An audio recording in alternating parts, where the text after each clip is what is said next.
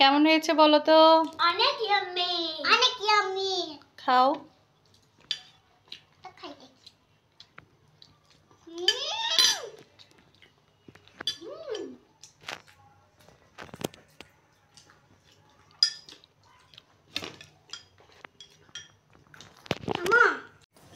সুপ্রিয় দর্শক, আসসালামু আলাইকুম। খুবই মজাদার একটা ডেজার্ট নিয়ে হাজির হলাম আপনাদের সামনে।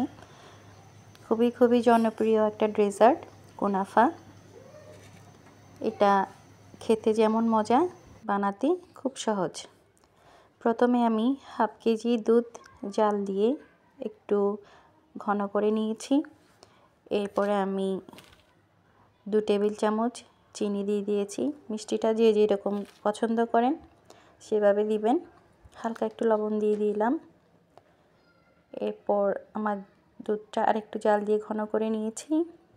2 টেবিল চামচ কাস্টার্ড পাউডার মিশিয়ে আমি এটাকে একটা ঘন করে নেব। এই দুধটাকে আস্তে আস্তে করে দিতে হবে।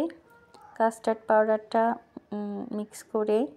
পানির সাথে মিক্স করে গরম দুধের সাথে আস্তে আস্তে মিক্স করতে হয়, না হয় তলাতে ধরে যাবে।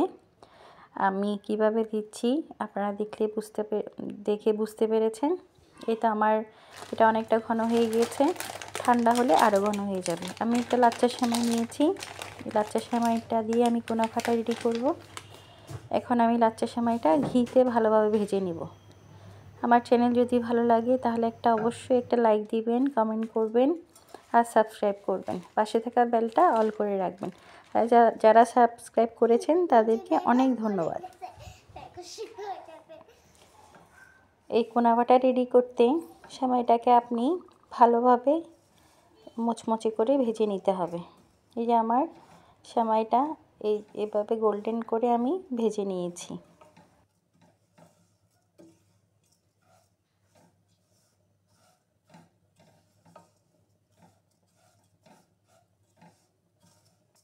আমার ভাজা হয়ে গিয়েছে, আমি ঠান্ডা করে নিব। এখন আমি সেটিংয়ে চলে গিয়েছি। আমি একটা সার্ভিং ডিশে প্রথমে সামান্য নিয়ে নিয়েছি লাচ্চা সেমাইটা। এরপরে ঘন করে রাখা, যেটা আমি কাস্টার্ড পাউডার দিয়ে দুধ ঘন করে নিয়েছি, সেটা দিয়ে দিয়েছি। এই জিনিসটা একটু আস্তে আস্তে করতে হবে।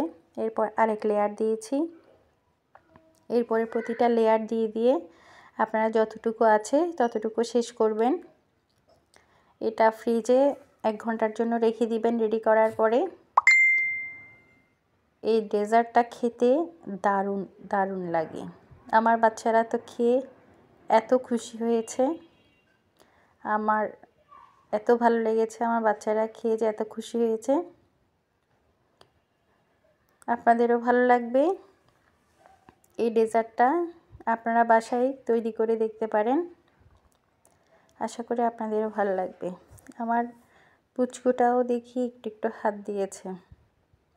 এরপরে একটু গার্নিশিংয়ের জন্য পেস্তা বাদাম ব্যবহার করতে পারেন। আমি এখানে চীনা বাদামটা একটু ভেজে ব্যবহার করলাম।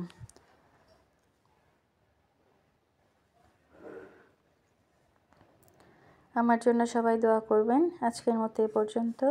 আল্লাহ হাফিজ।